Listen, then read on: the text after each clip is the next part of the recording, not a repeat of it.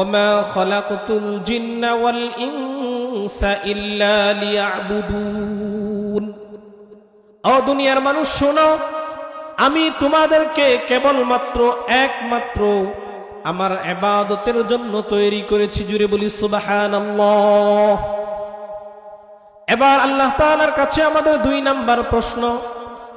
রব দুনিয়ার মধ্যে কোনো মানুষ যদি চাকরি বাকরি করে, দোকানপাট করে, তার নির্দিষ্ট একটা সময় আছে।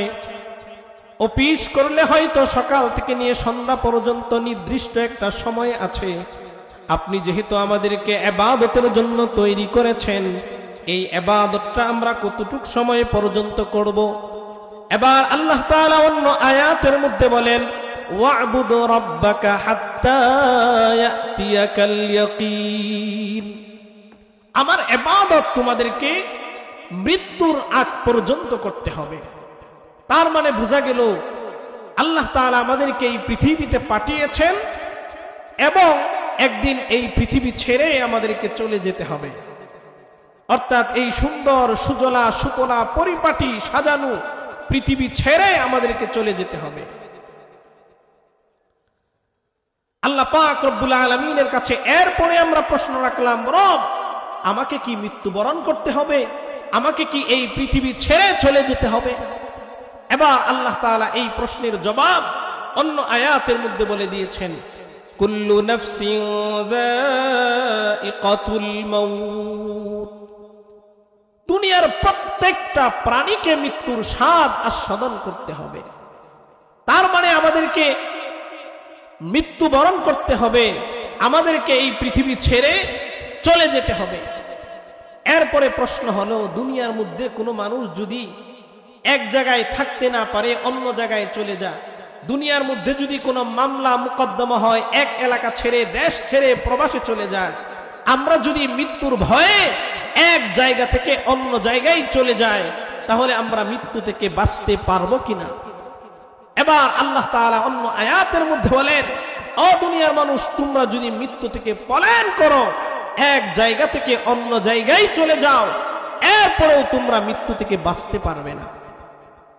আল্লাহ তাআলা অন্য আয়াতের মধ্যে বলেন, কুল লা ইয়ানফাকুমুল ফিরারু ইন ফারারতুম মিনাল মাউতি আওয়াল কতল।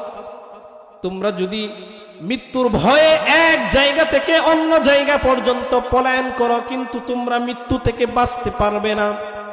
এবার প্রশ্ন আসে, রব আমরা যদি এমন হাই প্রযুক্তি ব্যবহার করে, অত্যাধুনিক প্রযুক্তি ব্যবহার করে পাথরের পিছনে অথবা সাগরের নিচে অথবা কোনো একটা রুমের ভিতরে যদি আমরা অবস্থান করি, আমাদেরকে মৃত্যুবরণ করতে হবে কিনা? আল্লাহ তাআলা অন্য আয়াতের মধ্যে বলেন, আইনামা তাকুনু ইউদরিকুমুল মাউতু ওয়ালাউ কুনতুম ফি বুরুজিম মুশাইয়াদা। ও দুনিয়ার মানুষ, তোমরা যদি হাই প্রযুক্তি ব্যবহার করে এমন কোন যেখানে মৃত্যু আসবে না, তার মানে বোঝা গেল মৃত্যুর স্বাদ আমাদেরকে আস্বাদন করতেই হবে। এবার পরবর্তী সময়ে আমাদের প্রশ্ন আসে, মৃত্যু যেহেতু আসবে, সেজন্য আমার মৃত্যুটাকে একটু এদিক সেদিক করা যায় কিনা, আগে পিছে করা যায় কিনা? এই প্রশ্নের জবাবে আল্লাহ তাআলা বলেন, ওয়ালিকুল্লি উম্মাতিন আজাল ফাইযা জাআ আজালুহুম লা ইস্তাখিরুনা সাআতাও ওয়া লা ইস্তাকদিমুন। ও দুনিয়ার মানুষ, তোমার যখন আজল চলে আসবে, মৃত্যুর সময় যখন চলে আসবে, এক সেকেন্ড আগেও হবে না, এক সেকেন্ড পরেও হবে না। নির্ধারিত সময়ে তোমাদেরকে মৃত্যুবরণ করতে হবে। সেজন্য আল্লাহ তাআলা আমাদেরকে ইবাদতের জন্য বানিয়েছেন। অন্য আয়াতের মধ্যে আল্লাহ তাআলা বলেন, ইয়া আইয়ুহাল্লাযীনা আমানুত্তাকুল্লাহ হাক্কা তুকাতিহি ওয়া লা তামুতুন্না ইল্লা ওয়া আনতুম মুসলিমুন। ও দুনিয়ার মানুষ, ও দুনিয়ার ঈমানদারেরা, শোনো, তোমরা পরিপূর্ণভাবে আল্লাহকে ভয় করো এবং প্রকৃত মুসলিম না হওয়ার পরে তোমরা কেউ মৃত্যুবরণ করো না। এক নম্বরে আল্লাহ তাআলা প্রথমে বলেছেন, বান্দাকে এই পৃথিবীর মধ্যে বানিয়েছেন ইবাদত বন্দেগী করার জন্য। যেমন আমরা নামাজ পড়ি, রোজা রাখি, হজ করি, এগুলো আল্লাহ তাআলার ইবাদত। আল্লাহ তাআলা অন্য আয়াতের মধ্যে বলেছেন, ইয়া আইয়ুহাল্লাযীনা আমানুত্তাকুল্লাহ ওয়া কুনু মা'আস সাদিকিন। তোমরা ওহে ঈমানদার, তোমরা আল্লাহকে ভয় করো এবং সত্যবাদী যারা আছে তাদের সহযোগী হয়ে যাও, তাদের সংস্পর্শে চলে যাও। এখানে আল্লাহ তাআলা মুত্তাকি হওয়ার কথা বলেছেন। মানুষ নামাজ পড়লে, রোজা রাখলে, হজ করলে জান্নাতে যেতে পারবে না। শুধুমাত্র নামাজ পড়লো, রোজা রাখলো, হজ করলো, সে মুমিন হয়েছে, কালেমা পড়েছে, মুমিন হয়েছে। কিন্তু আল্লাহ তাআলা বলেছেন মুমিন হলেও হবে না, তোমাদেরকে মুত্তাকি হওয়া লাগবে। আমরা অনেক সময় আমাদেরকে পরিচয় নেই আমরা হচ্ছি মুসলমান, কিন্তু মুমিন এবং মুত্তাকি এই দুই গুণ অর্জন করার পরে একজন ব্যক্তিকে মুসলমান বলা হয়।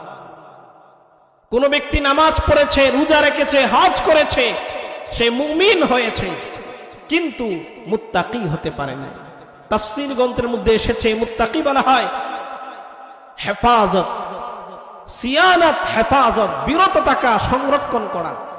অর্থাৎ আল্লাহ তাআলা যে বিধি নিষেধ দিয়েছেন, আল্লাহ তাআলার যে সীমা রেখা আছে, আল্লাহ তাআলা অন্য আয়াতের মধ্যে বলেছেন ফাআম্মা মান তাগা ওয়া আতারাল হায়াতাদ দুনিয়া ফাইন্নাল জাহিমা হিয়াল মাওয়া। আল্লাহ তাআলা এই আয়াতের মধ্যে বলেন ফাআম্মা মান তাগা, যারা সীমা লঙ্ঘন করে দুনিয়াকে প্রাধান্য দেয় এদের ঠিকানা হলো জাহান্নাম। সীমা লঙ্ঘন অর্থাৎ আল্লাহ তাআলা বলেছেন সুদ খেও না, ঘুষ খেও না। কোন ব্যক্তি যদি সুদ খায়, ঘুষ খায়, তাহলে তার অবস্থা কি হবে? সে আল্লাহ তাআলার যে সীমা রয়েছে এই সীমাটা সে নষ্ট করেছে, তার ঠিকানা জাহান্নাম হবে। এজন্য আমাদেরকে আল্লাহ তাআলা যে সীমা দিয়েছেন এই সীমা বজায় রাখতে হবে। এটাকে বলা হয় মুত্তাকি হওয়া। কোন ব্যক্তি যদি মুমিন হয় এবং মুত্তাকি হয়, ওই ব্যক্তিটা মুসলমান হয়েছে। ওই ব্যক্তি যখন মুসলমান হয়েছে, ওই ব্যক্তিকে বলা হয়েছে মুমিন এবং মুসলমান। ওই ব্যক্তির ঠিকানা হবে জান্নাত। এজন্য আল্লাহ তাআলা বলেছেন কোন ব্যক্তি যদি মুসলমান না হয়, মুসলমান না হয়ে যেন সে মৃত্যুবরণ না করে। এজন্য আমাদেরকে আল্লাহ তাআলা ইবাদত করার জন্য যেমন ভাবে বানিয়েছেন, ঠিক এমন ভাবে আল্লাহ তাআলার যে সীমা রয়েছে এই সীমাটাও আমাদেরকে মেনে চলতে হবে। যদি আল্লাহ তাআলার এই সীমা যদি আমরা মেনে চলতে পারি, তাহলে আমাদেরকে মুসলমান বলা হবে। আর যদি আমরা মুসলমান হই, আল্লাহ তাআলা দুনিয়ার মধ্যেও আমাদেরকে পুরস্কৃত করবেন, পরকালে তো পুরস্কৃত করবেন।